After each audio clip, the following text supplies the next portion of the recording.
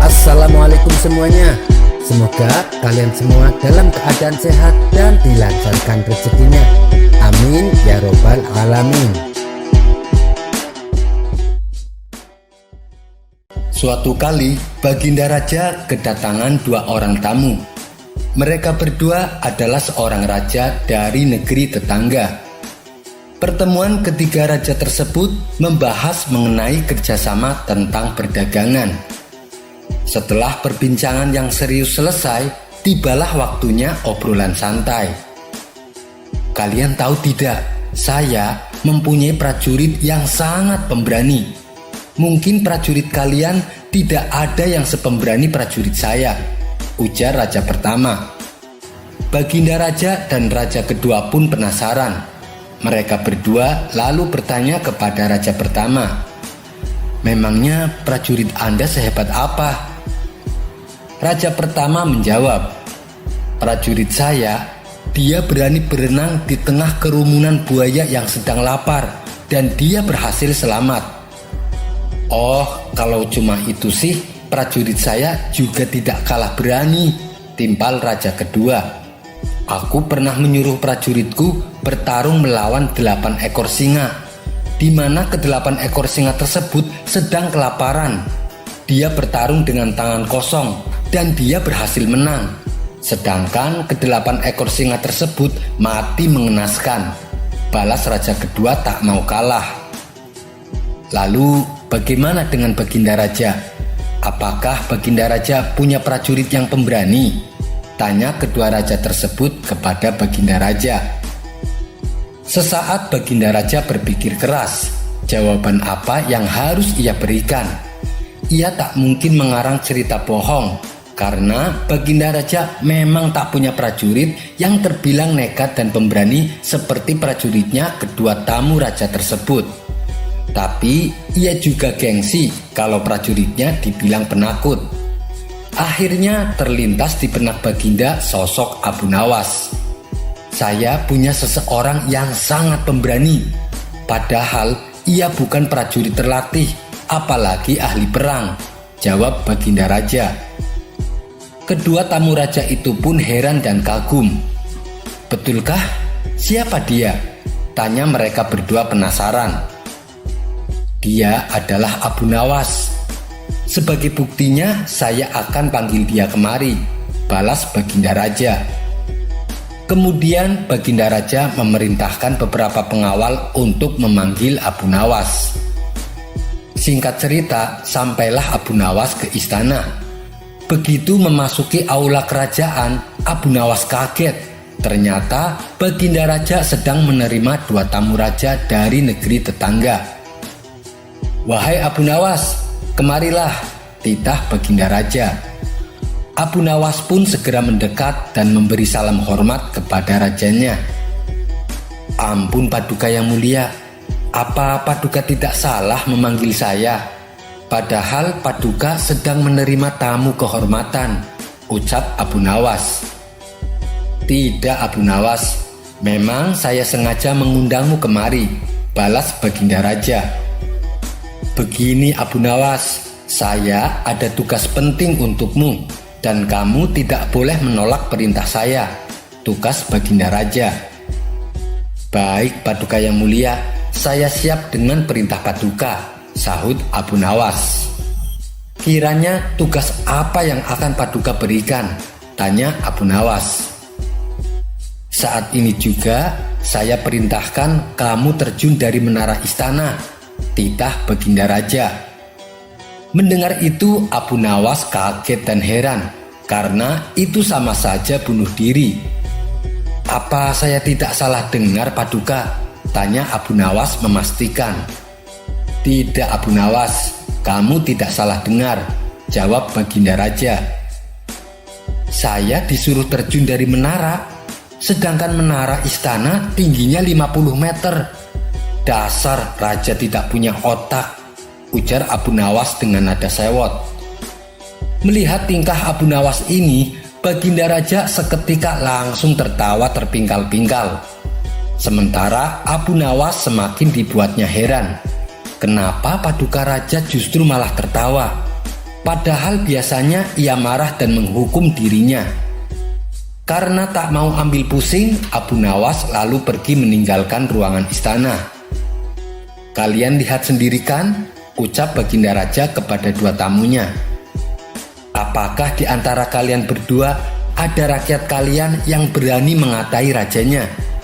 Hanya rakyat saya saja yang berani, dan itu pun cuma satu, yaitu Abu Nawas," ujar Baginda Raja sambil terus tertawa.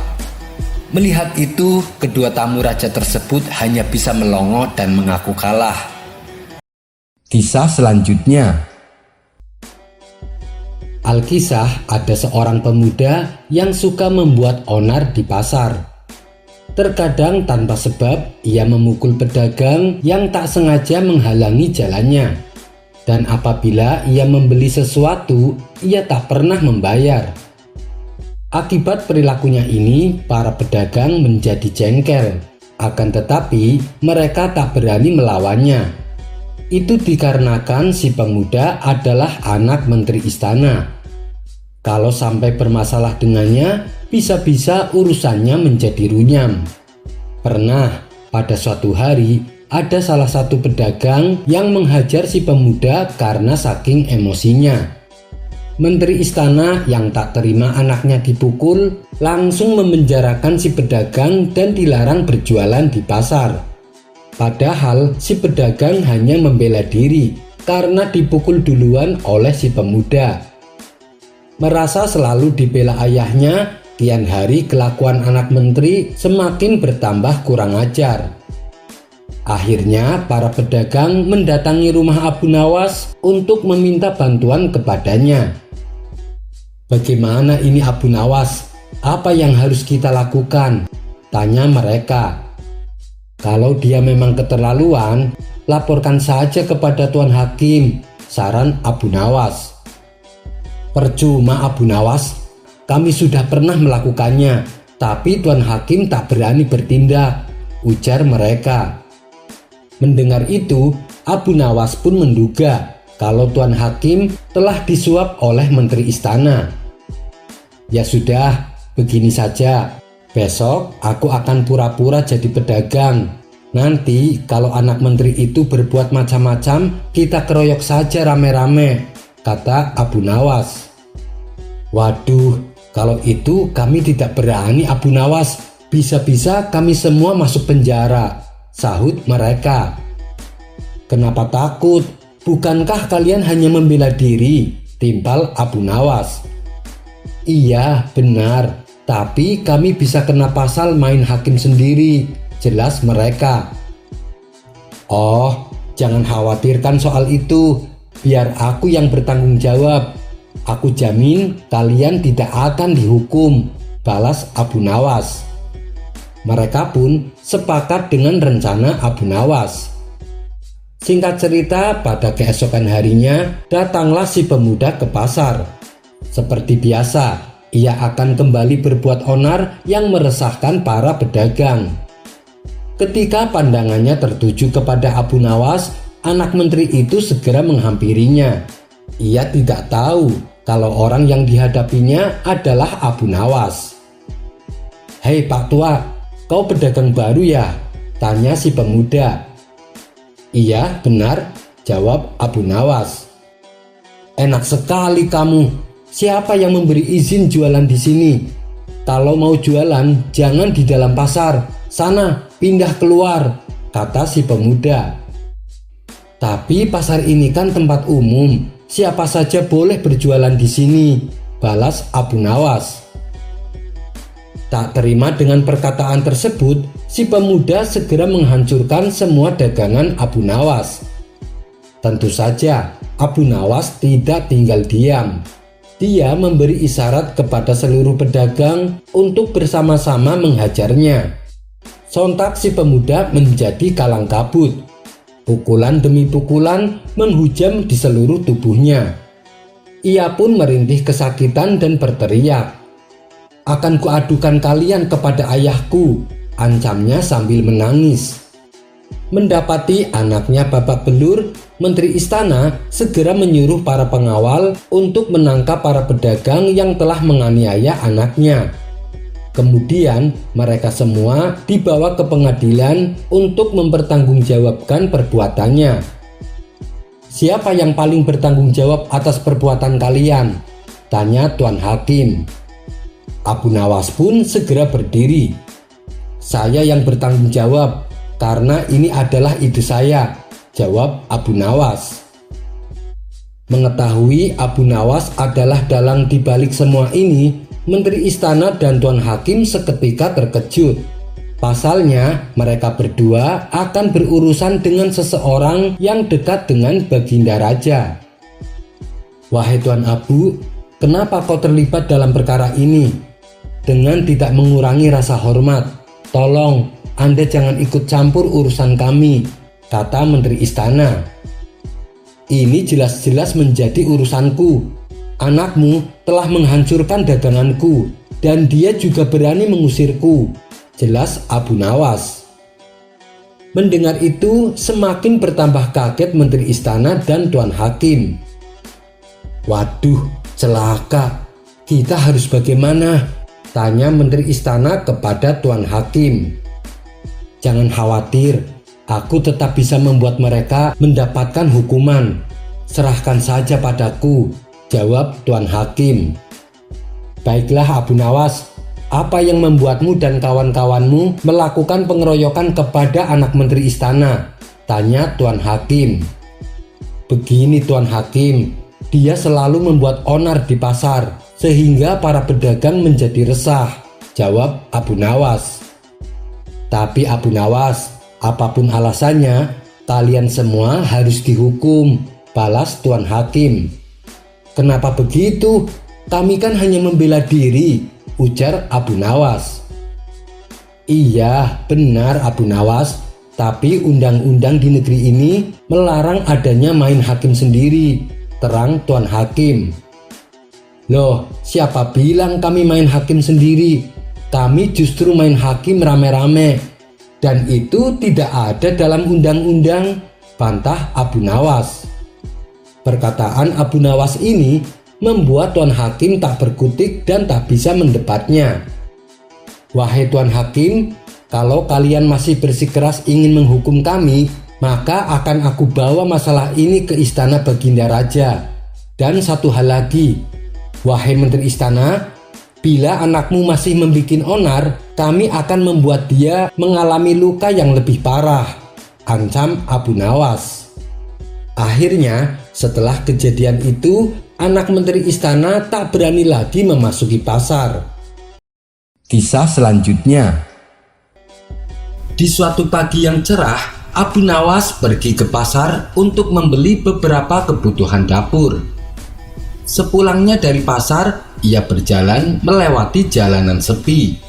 Tanpa ia sadari, sisa uang yang ada di kantong terjatuh ke tanah. Kebetulan saat itu ada seorang lelaki yang berjalan di belakangnya. Orang tersebut segera mengambil uang yang terjatuh dan menyembunyikannya. Ketika Abu Nawas meraba saku bajunya, ia baru tersadar bahwa uangnya telah hilang. Kemudian Abu Nawas bertanya kepada lelaki di belakangnya, "Hei kawan, uangku terjatuh, apakah kau melihatnya?" Lelaki itu menjawab, "Mana aku tahu." Abu Nawas kembali berkata, "Tapi dari tadi kau selalu berjalan di belakangku, kau pasti tahu." Lelaki itu membalas, "Bagaimana aku tahu uangmu terjatuh, sedangkan kedua mataku ini buta?" Mendengar itu, Abu Nawas tak lantas percaya. "Apa buktinya kalau kau buta?" tanya Abu Nawas. "Kau lihat batu besar itu?" kata si lelaki balik bertanya. "Iya, aku melihatnya," jawab Abu Nawas. "Tapi aku tidak melihatnya. Itulah bukti bahwa aku buta," balas si lelaki. Abu Nawas pun akhirnya pasrah dan mengikhlaskan uang yang hilang tersebut. Ia pun berlalu meninggalkannya. Tapi dalam hati ia berkata, "Awas, akan kubalas kau nanti." Sementara lelaki yang pura-pura buta merasa gembira karena mendapatkan uang. Ia mengira telah berhasil memperdayai Abu Nawas. Di waktu yang lain, Abu Nawas kembali melewati jalanan tersebut. Tapi kali ini ia mengendarai keledai kesayangannya karena barang belanjaan yang dibawanya lumayan banyak. Di jalan itu pula Abu Nawas kembali menjumpai lelaki yang tempo hari telah menipunya. Si lelaki berjalan tepat di belakang keledai. Ia berharap ada sesuatu yang terjatuh dari belanjaan yang dibawa Abu Nawas.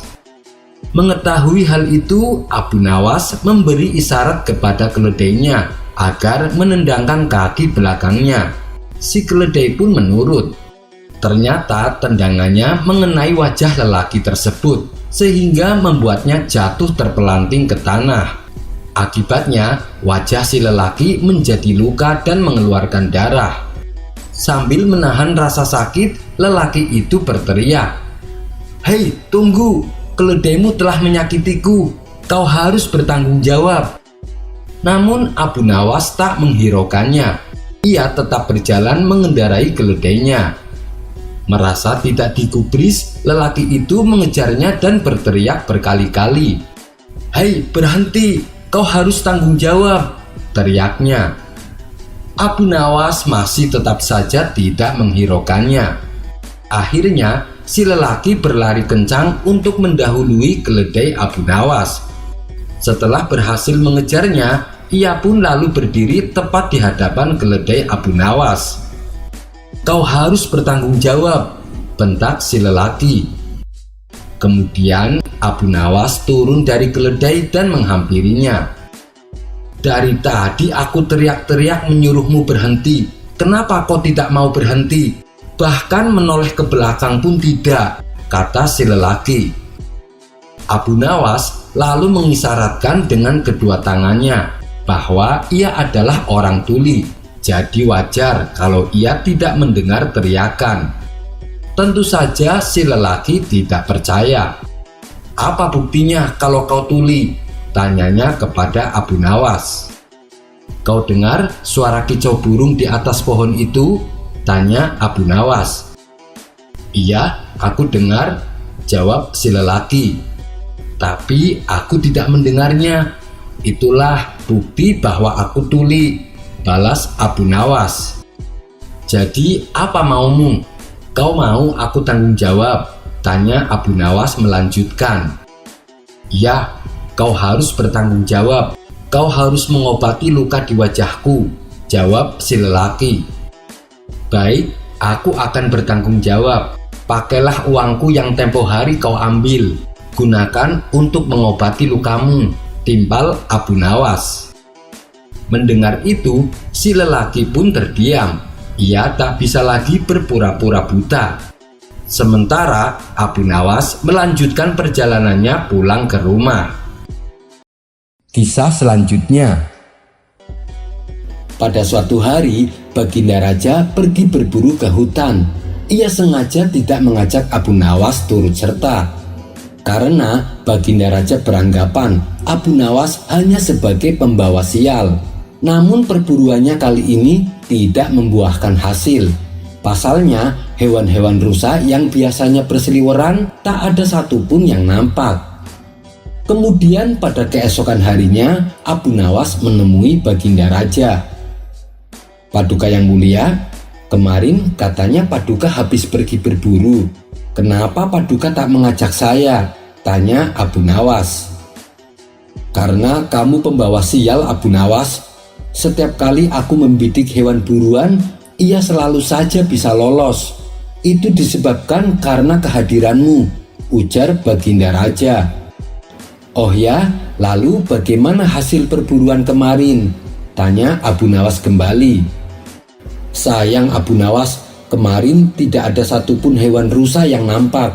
Kalau ada, pasti sudah saya lumpuhkan dengan panahku ini," jawab Baginda Raja. "Kalau begitu, Berarti Paduka keliru menilai saya. Saya bukanlah pembawa sial. Kehadiran saya justru membawa keberuntungan, balas Abu Nawas. Kenapa bisa begitu? Tanya Baginda Raja heran. Terbukti ketika saya tidak diajak, hewan rusa tak mau menunjukkan dirinya. Sedangkan waktu saya diajak, hewan buruan terlihat berseliweran, terang Abu Nawas. Tapi kan gara-gara kehadiranmu, anak panahku selalu meleset, protes Baginda Raja. Itu juga merupakan suatu keberuntungan Paduka, timbal Abu Nawas. Keberuntungan? Keberuntungan apanya? Tanya Baginda Raja sewot. Keberuntungan bagi binatang rusa Paduka. Berkat kehadiran saya, mereka bisa selamat. Itulah sebabnya mereka mau menampakkan dirinya ketika saya ikut berburu dengan Paduka. Karena mereka tahu dengan kehadiran saya, mereka pasti bisa selamat, tutur Abu Nawas. Spontan, Baginda Raja tertawa terpingkal-pingkal. Kisah selanjutnya. Diceritakan, ada seorang musafir datang ke istana menemui Baginda Raja. Ia mengaku punya sebuah teka-teki yang tidak pernah terpecahkan oleh siapapun. Baginda Raja yang memang suka dengan permainan tersebut meminta si musafir untuk menunjukkan teka-tekinya. Apakah teka-tekimu berupa pertanyaan? Tanya Baginda Raja. Bukan Paduka yang mulia, jawab si musafir. Baiklah, coba tunjukkan padaku. Barangkali aku bisa menebaknya, balas Baginda Raja. Kemudian si musafir membuat garis lingkaran dengan menggunakan tongkatnya. Silahkan Paduka jawab, pinta si musafir. Apa yang harus ku jawab? Bukankah itu hanya sebuah lingkaran? Tanya Baginda Raja bingung. Jawabnya bukan dengan kata-kata Paduka, tapi Paduka harus membuat garis di antara lingkaran itu, jelas si pemuda. Mendengar hal itu, Baginda Raja bertambah bingung. Akhirnya Baginda Raja mengundang para pejabat istana dan seluruh orang terpelajar untuk menjawab teka-teki yang aneh itu. Akan tetapi, mereka semua tidak ada yang bisa menebaknya. Jangankan untuk menebak, untuk memahami maksud teka-tekinya saja, mereka sama sekali tidak tahu. Hal ini membuat Baginda Raja menjadi marah. Jika kalian tidak dapat menjawab teka-teki orang ini, maka akan aku berikan seluruh kekayaan kalian kepadanya, ancam Baginda Raja. Seluruh pejabat istana dan orang-orang terpelajar pun mulai gelisah. Lalu mereka meminta waktu 24 jam untuk memahami teka-teki tersebut. Baginda Raja menyetujui permintaan mereka. Namun setelah sehari berlalu, mereka masih saja belum menemukan solusinya. Bagaimana? Apakah kalian sudah mendapatkan jawabannya? Tanya Baginda Raja. Ampun Paduka yang mulia, kami sangat bingung. Jangankan untuk menjawab teka-tekinya, memahami maksudnya saja kami tidak tahu, jawab salah satu dari mereka. Tapi saya punya solusinya Paduka. Sebaiknya kita undang Abu Nawas. Saya kira tidak ada seorang pun kecuali dia yang dapat memberikan jawaban dengan tepat untuk teka-teki seperti ini, kata mereka melanjutkan. Baiklah, sekarang kalian cari Abu Nawas dan bawa dia ke sini, perintah Baginda Raja. Maka mereka pun pergi ke rumah Abu Nawas untuk meminta pertolongan. Di depan Abu Nawas, para pejabat istana ini mengadukan permasalahan yang dihadapinya. Tolonglah kami Abu Nawas, kalau sampai teka-teki ini tidak terjawab, seluruh harta kekayaan kami akan diberikan kepada orang musafir itu, pinta mereka. Kalau aku bisa menjawabnya, apa yang akan aku dapatkan? Tanya Abu Nawas. Kami akan membelikanmu keledai yang bagus. Nanti kami akan mengajakmu ke pasar hewan. Kamu boleh pilih keledai mana yang kamu sukai, jawab mereka. Mengetahui hadiah yang akan didapatkan, Abu Nawas seketika menjadi semangat. "Ayo kita ke istana sekarang," ajak Abu Nawas. Mereka pun lalu berangkat bersama-sama. Sesampainya di sana, Abu Nawas langsung menghampiri si musafir. "Tunjukkan padaku teka-tekimu, aku siap menjawabnya," pinta Abu Nawas. Orang musafir itu segera membuat garis lingkaran dengan tongkatnya, kemudian menatap Abu Nawas. Tanpa ragu-ragu, Abu Nawas menarik sebuah garis di tengah-tengah lingkaran dan membelahnya menjadi dua. Lalu si musafir membuat garis lingkaran lainnya. Kali ini Abu Nawas menjawabnya dengan membuat garis dan membelahnya jadi 4 bagian sama rata. Kemudian Abu Nawas berkata kepada si musafir sambil menunjuk satu bagian. Satu bagian ini adalah tanah dan 3 bagian lainnya adalah air. Mendengar perkataan tersebut, musafir itu tahu bahwa Abu Nawas memahami maksudnya. Ia pun memuji kecerdasan Abu Nawas di hadapan Baginda Raja dan para menteri istana. Akan tetapi, teka-tekinya tidak berhenti sampai di situ. Si musafir meletakkan punggung tangannya di atas lantai dengan jari-jarinya menunjuk ke arah langit. Abu Nawas pun melakukan sebaliknya. Ia meletakkan jari-jarinya ke tanah dan punggung tangannya di atas. Untuk kedua kalinya si musafir memuji Abu Nawas. Lalu ia berkata kepada Baginda Raja, "Paduka Raja harusnya bangga memiliki orang pandai seperti dia." Baginda Raja menjawab, "Aku sungguh bingung dan tidak tahu maksudnya dengan teka-teki yang kau berikan dan jawaban yang Abu Nawas berikan." Kemudian si musafir menjelaskan, "Begini Paduka yang mulia, aku menggambar sebuah lingkaran. Maksudku adalah menunjukkan bahwa bumi itu adalah bulat." Abu Nawas lalu menjawabnya dengan membelah garis lingkaran itu menjadi 2 bagian. Dia hendak menunjukkan padaku bahwa dia juga percaya bahwa bumi itu memang bulat. Makanya dia membelahnya jadi 2 bagian untuk menunjukkan arah utara dan selatan. Dan garis lingkaran yang aku buat kedua kalinya, Abu Nawas lalu membelahnya menjadi 4 bagian. Dia juga mengatakan padaku, 1 bagian adalah tanah dan 3 bagiannya adalah air. Apa yang dikatakan Abu Nawas adalah benar. Dan sewaktu saya meletakkan punggung tangan di atas lantai dengan jari-jarinya menunjuk ke arah langit, maksudku adalah untuk menunjukkan pertanyaan tentang tanaman yang tumbuh dan bagaimana tanaman itu bisa tumbuh. Lalu dijawab oleh Abu Nawas. Dia meletakkan jari-jarinya menghadap ke bawah lantai dengan punggung tangannya di atas. Maksudnya adalah dia ingin menunjukkan bahwa jawabannya adalah hujan dan sinar matahari. Setelah mendengar penjelasan tersebut, Baginda Raja tak habis pikir. "Seumur-umur aku baru tahu teka-teki itu. Ini sangat membingungkan, tapi penuh makna. Dan sama sekali tak terpikirkan olehku. Hanya orang-orang tertentu saja yang bisa menjawabnya," ujar Baginda Raja. "Oleh karena itulah, Paduka semestinya bangga. Di negeri Paduka ada orang cerdas seperti Abu Nawas," timpal si musafir. Karena salut dengan kecerdasan Abu Nawas, Baginda Raja memberinya hadiah berupa pundi-pundi uang. Sementara para pejabat istana yang terselamatkan oleh Abu Nawas mengucapkan terima kasih dan membelikannya seekor keledai. Kisah selanjutnya. Dikisahkan, kondisi ekonomi keluarga Abu Nawas sedang mengalami kesusahan. Ia pun berinisiatif mencari pekerjaan untuk menafkahi keluarganya. Maka pergilah Abu Nawas ke pasar. Beberapa toko sudah ia datangi hendak melamar pekerjaan.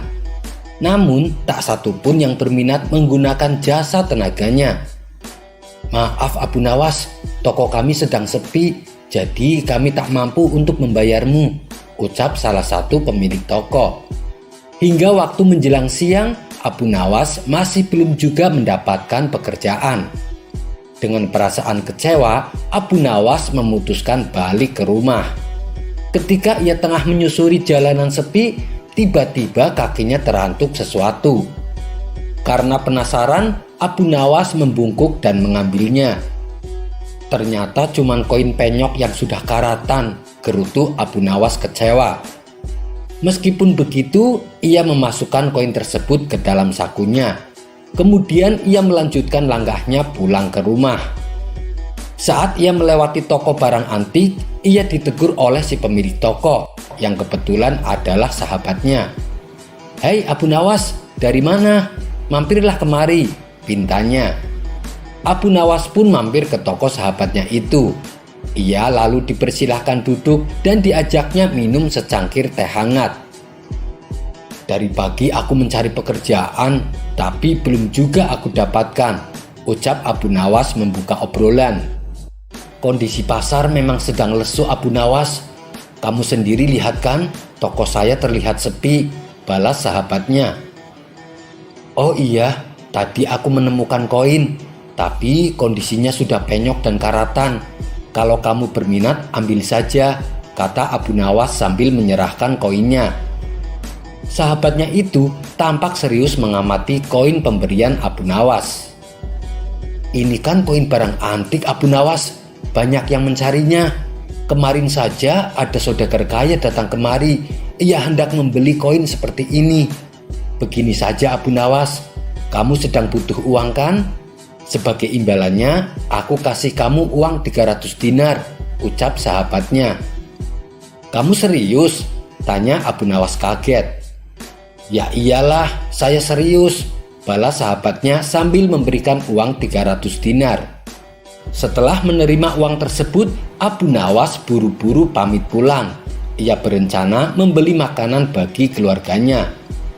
Di tengah jalan, Abu Nawas berpapasan dengan seseorang yang sedang membawa kambing.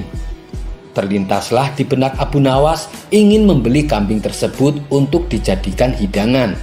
Tapi sayangnya, uang yang ia punya hanya 300 dinar. "Kamu berminat membeli kambing ini?" tanya orang tersebut. "Iya, tapi uangku cuma 300 dinar, jawab Abu Nawas. "Tidak apa-apa, aku memang hendak menjualnya 300 dinar, balas orang tersebut. Akhirnya Abu Nawas berjalan pulang dengan membawa seekor kambing. Dan lagi-lagi ketika ia melewati rumah saudagar kaya, Abu Nawas dipanggilnya. "Hei Abu Nawas, sini aku beli kambingmu. Nanti malam aku mau mengadakan pesta keluarga," ucap saudagar kaya. "Boleh, tapi harganya 1000 dinar, jawab Abu Nawas asal-asalan. Tanpa diduga saudagar kaya tersebut menyetujuinya. "Ya, sini aku bayar," kata saudagar kaya.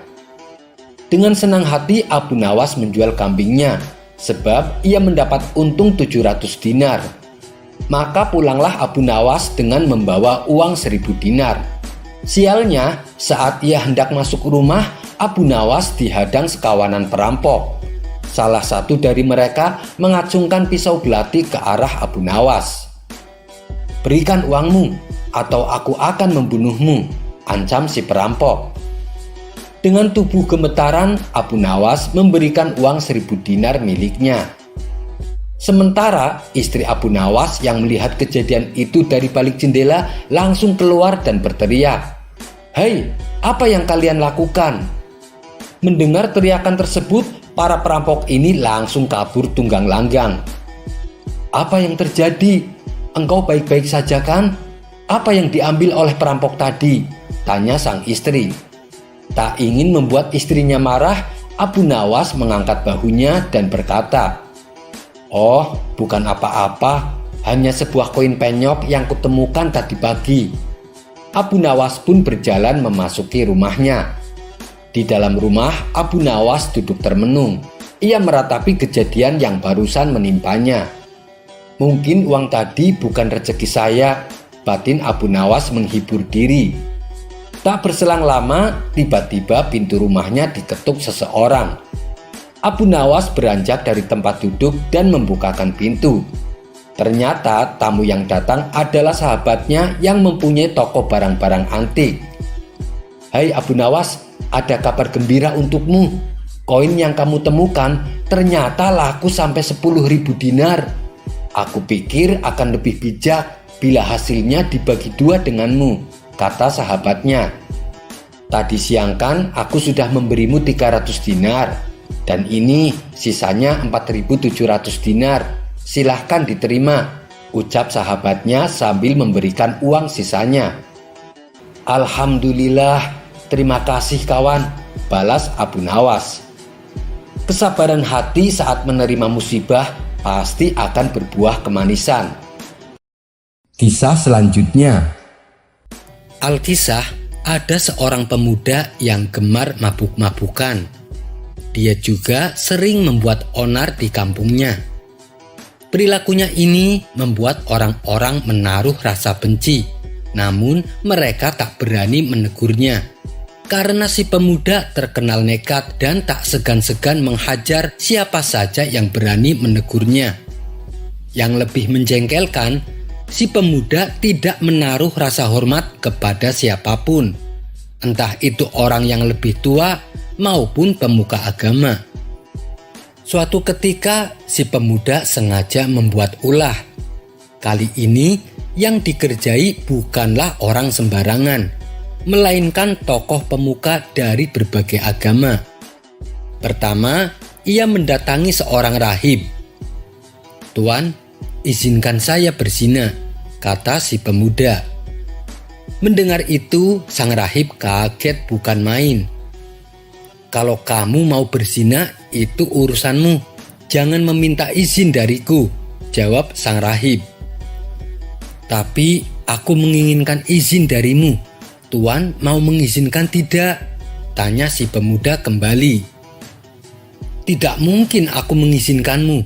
Itu perbuatan yang melanggar agama. Kalau aku mengizinkanmu, sama saja aku memperbolehkan orang untuk berbuat dosa," balas sang rahib dengan tegas. Tanpa diduga, si pemuda tiba-tiba melayangkan pukulan tepat mengarah di kepala sang rahib. Sang rahib langsung jatuh tersungkur dan merintih kesakitan. Si pemuda lalu pergi meninggalkannya. "Aku akan mencoba mendatangi Tuan Pendeta. Aku ingin tahu apa jawabannya," kata si pemuda dalam hati. Ia pun lalu pergi ke rumah sang pendeta. Setibanya di sana, si pemuda lalu berkata, "Tuan Pendeta, izinkan saya berzina," pinta si pemuda. Sang pendeta tak kalah kaget dari sang rahib saat mendengar permintaan si pemuda. Sejenak sang pendeta terdiam. Kalau ia melarangnya, tentu si pemuda akan marah. Bisa-bisa ia dihajar habis-habisan. Sebab tabiat pemuda tersebut terkenal kasar dan jahat, pikir sang pendeta.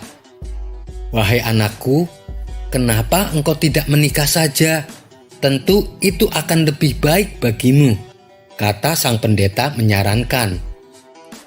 "Aku tidak mau.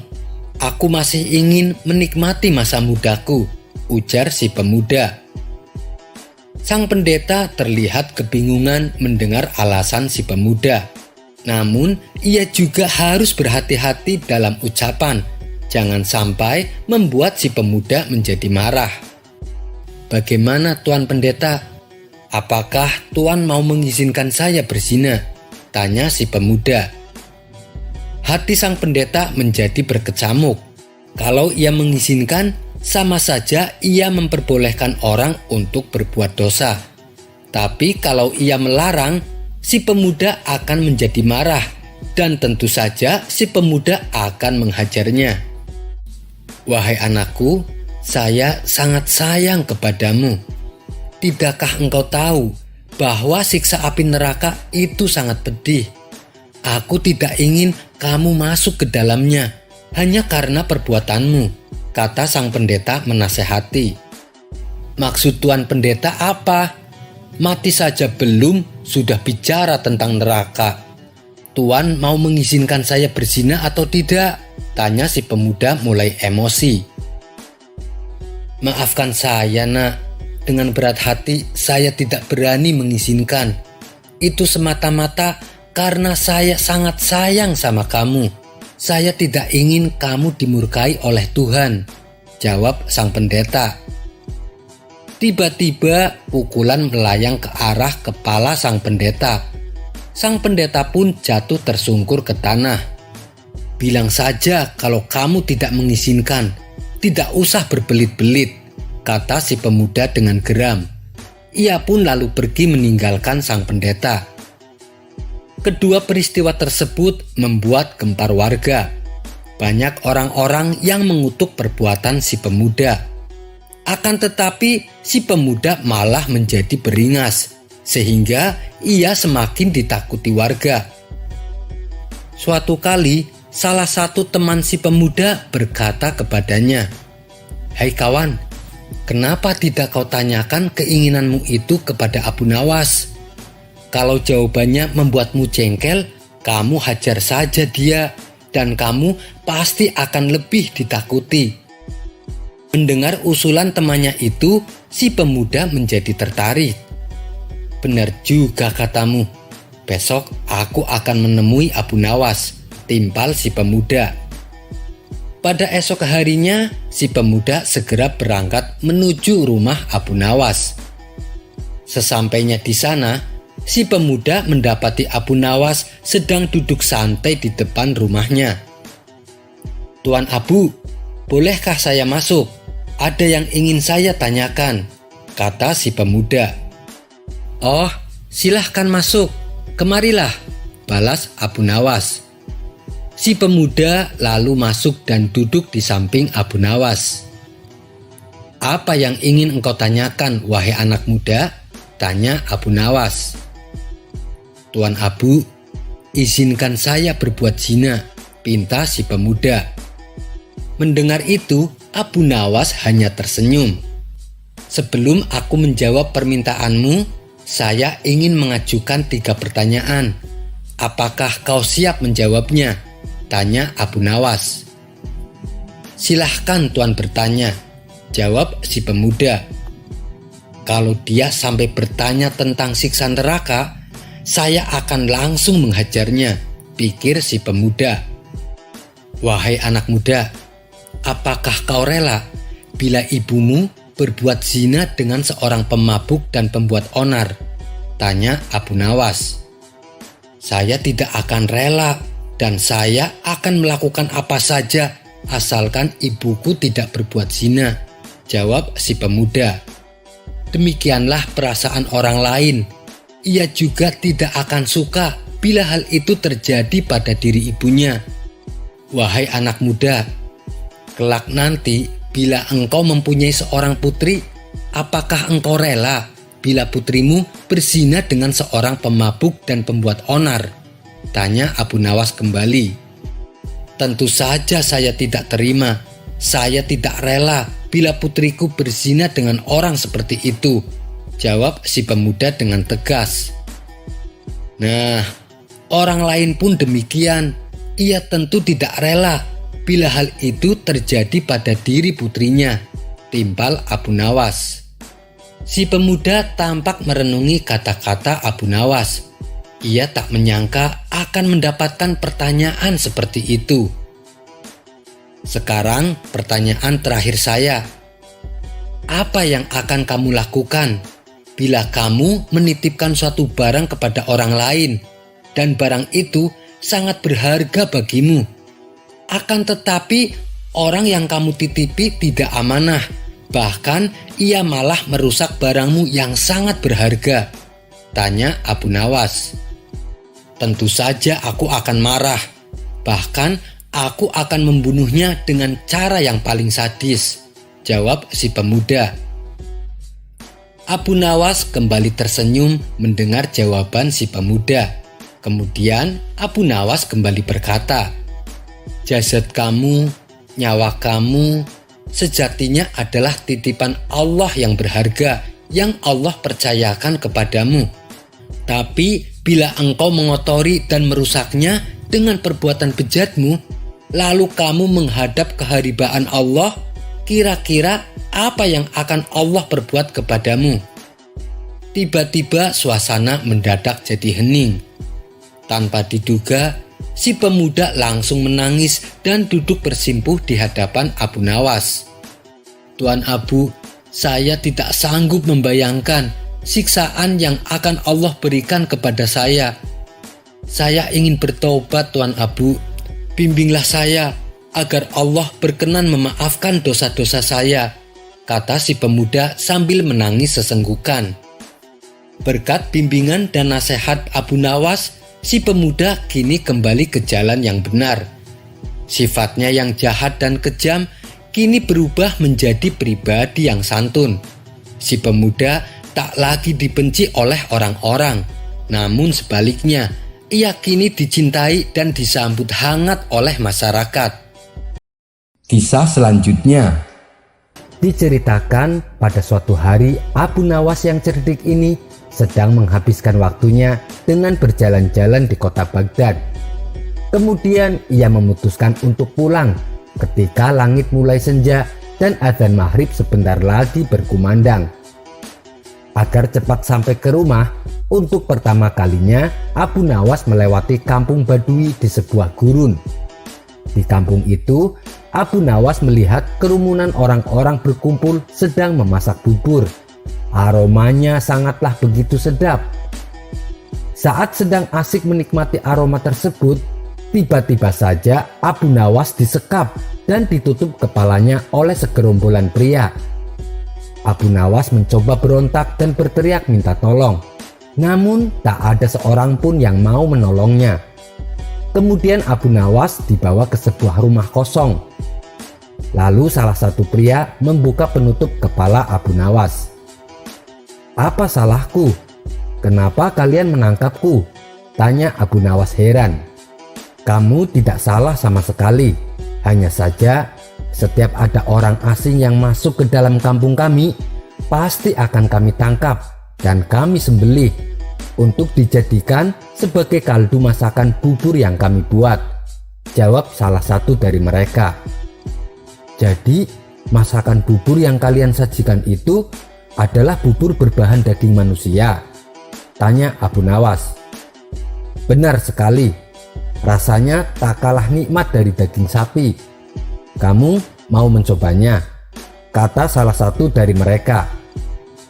"Tapi kenapa sih harus daging manusia? Bukankah berdosa membunuh manusia? Apalagi sampai memakan dagingnya?" tanya Abu Nawas polos. "Ini semua salah pemerintah yang tak mengurus kami. Daging sapi dan daging unta sangatlah mahal harganya, sedangkan rakyat di kampung kami ini miskin," jawab mereka.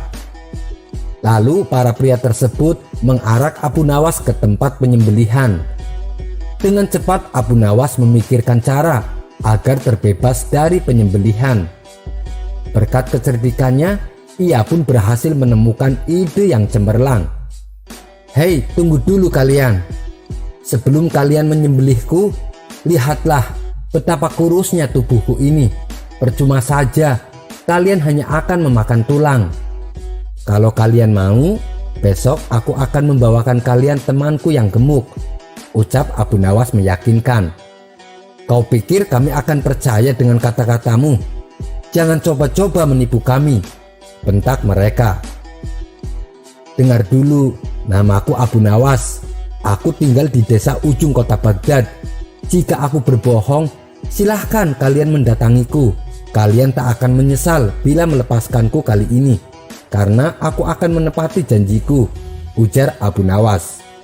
Para pria di kampung Badui itu lalu berunding sejenak. Mereka akhirnya memutuskan untuk percaya dengan perkataan Abu Nawas. "Baiklah, kami percaya dengan perkataanmu.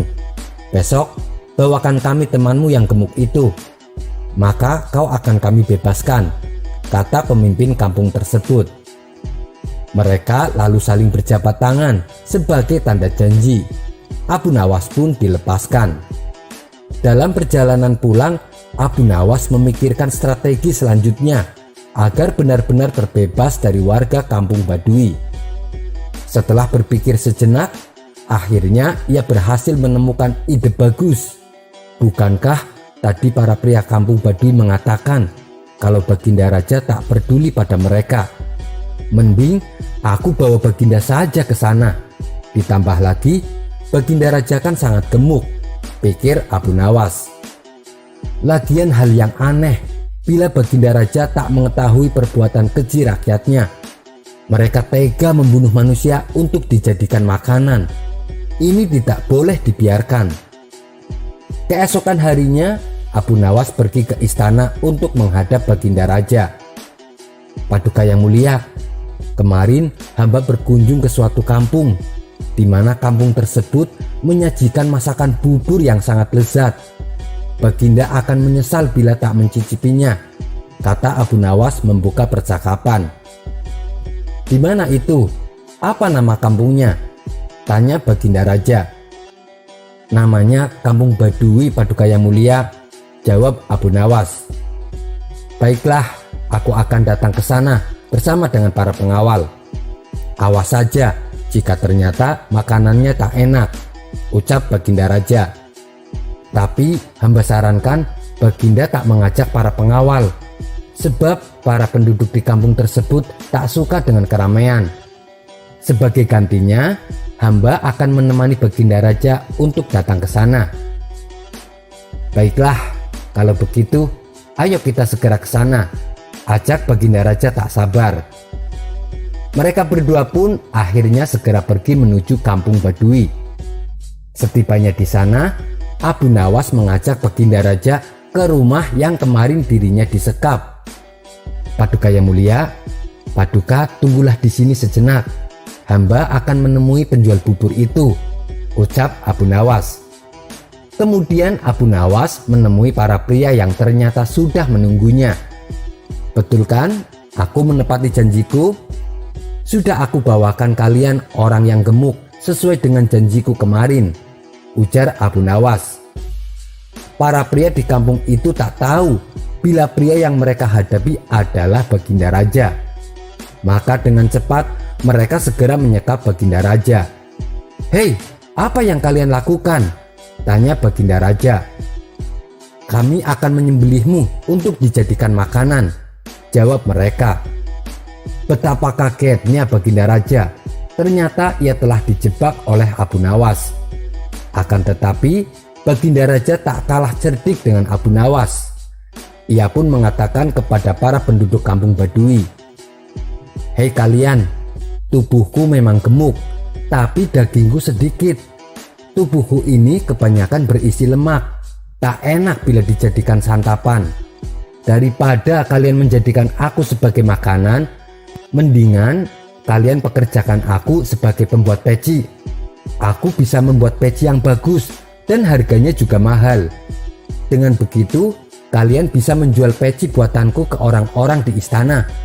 Mereka pasti akan membelinya dengan harga yang mahal, kata Baginda mencoba mengelabui warga Kampung Baduy. Mereka pun setuju dengan saran dari Baginda Raja. Lalu mereka mengurung Baginda Raja di sebuah penjara. Di penjara itulah Baginda Raja mulai membuat peci. Agar diselamatkan oleh para pengawal istana, Baginda memberikan sepucuk surat di dalam peci yang ia buat. Surat tersebut berisi bahwa dirinya disekap di Kampung Baduy dan meminta secepatnya agar para prajurit membebaskannya. Setelah itu, Baginda Raja menyerahkan peci buatannya ke salah seorang pria Baduy. Jual saja peci ini ke para menteri di istana. Mereka pasti menyukainya, ucap Baginda Raja. Di satu sisi, istana sedang gempar karena Baginda Raja tak kunjung kembali. Para pengawal istana telah mencari, tapi tak kunjung bisa menemukan sang raja. Keesokan harinya, salah satu pria dari Kampung Baduy tersebut datang ke istana. Ia menemui salah satu menteri dan menjual peci yang dibawanya. Karena indah, menteri itu pun tertarik untuk membelinya. Wah, peci ini nampak sangat mengagumkan dan mewah. Siapa yang membuatnya? Seleranya pasti sangatlah tinggi, kata menteri kerajaan. Kalau Tuan berkenan, besok saya bisa membawakan lebih banyak lagi. sahut si pria Badui. "Baiklah, besok bawakan aku peci yang lain ya. Aku akan membelikan untuk ayahku." "Ngomong-ngomong, dari mana asalmu?" tanya sang menteri. "Hamba dari kampung Badui, Tuan." "Kalau begitu, hamba pamit undur diri," jawab pria Badui tersebut. Saat sedang mencoba pecinya, sang menteri kerajaan menjadi kaget karena di dalam peci tersebut terdapat sepucuk surat dari Baginda Raja. Kemudian menteri kerajaan itu menyuruh para prajurit untuk mendatangi kampung Badui dan membebaskan Baginda Raja. Mereka pun akhirnya berhasil menemukan dan menyelamatkan Baginda Raja. Atas perintah Baginda Raja, orang-orang di kampung Badui dihukum karena telah berbuat keji. Keesokan harinya, Baginda Raja memerintahkan para pengawal untuk menangkap Abu Nawas. Setelah Abu Nawas berada di hadapannya, Baginda dengan penuh amarah berkata, "Kamu kurang ajar, Abu Nawas. Apa maksudmu menjadikanku sebagai tumbal? Perbuatanmu sangatlah tidak pantas. Kau harus dihukum mati, Abu Nawas," bentak Baginda Raja. Dengan sikap hormat, Abu Nawas menjawab, "Sebelum Baginda menjatuhkan hukuman mati pada hamba, perkenankan hamba menyampaikan beberapa hal." "Baiklah, cepat katakan, waktumu tak lama," ujar Baginda Raja. "Begini Paduka yang mulia, alasan kenapa saya melakukan hal tersebut itu semata-mata untuk menunjukkan kenyataan pahit bahwa di negeri yang Baginda pimpin ada kampung yang perbuatannya sangat keji. Bila Baginda tak mengalaminya langsung, bisa saja Paduka tak percaya dengan perkataan saya. Padahal semua kejadian yang terjadi di negeri ini adalah tanggung jawab Baginda sebagai seorang pemimpin. Bukankah raja yang adil dan bijak sebaiknya mengetahui seluruh perbuatan rakyatnya? Untuk itulah hamba sengaja mengajak Paduka Raja pergi ke kampung Badui. Lagi pula hamba sudah bisa menebak bila Baginda adalah pemimpin cerdas, sehingga Baginda pasti bisa lolos dari sekapan mereka. Maaf Paduka yang mulia, jika perkataan hamba ini salah, silakan hukum hamba. Namun bila hamba tak bersalah tapi tetap mendapatkan hukuman, hamba tidak akan ikhlas, sehingga dosa akan menjadi tanggung jawab Baginda di akhirat kelak." Setelah mendengar penuturan Abu Nawas, hilanglah amarah Baginda Raja. Dalam hati, ia membenarkan seluruh ucapan Abu Nawas. Memang selama ini Baginda merasa belum sepenuhnya memperhatikan kondisi rakyatnya, sehingga kampung Badui pun terlantar dan menjadi kanibal. "Baiklah, kali ini akan kuampuni segala perbuatanmu. Tapi berjanjilah kau tak akan mengulangi lagi perbuatanmu," perintah Baginda Raja. Abu Nawas pun menganggukkan kepalanya dan pamit dari istana. Setelah kejadian tersebut, Baginda Raja kini menjadi pemimpin yang semakin peduli pada rakyatnya. Ia tak ingin ada masyarakat yang terlantar. Kisah selanjutnya. Dikisahkan ada seorang pendeta Yahudi yang menguasai berbagai kitab samawi. Dia bernama Ka'ab al-Ahbar. Begitu pula dengan ayahnya. Ia juga seorang ahlul kitab yang mempunyai banyak kitab samawi. Dari berbagai macam kitab yang dimiliki, ada salah satu kitab yang disimpan pada sebuah peti dan dikunci. Sementara kitab-kitab yang lainnya dibiarkan terpajang. Kemudian ayahnya berpesan kepada Ka'ab, "Berjanjilah wahai Ka'ab agar tidak membuka peti ini." Ka'ab yang merupakan anak berbakti menuruti perintah ayahnya. Seiring berjalannya waktu, ayahnya Ka'ab pun meninggal dunia. Dan kala itu agama Islam sudah mulai menyebar ke tengah-tengah masyarakat. Pada mulanya Ka'ab sendiri merasa heran kenapa ada agama baru dan nabi baru yang tidak tertulis dalam kitab. Oleh sebab itulah Ka'ab mulai penasaran dengan kitab yang terkunci di dalam peti. Jangan-jangan ayahku menyembunyikan ilmu dariku, pikir Ka'ab.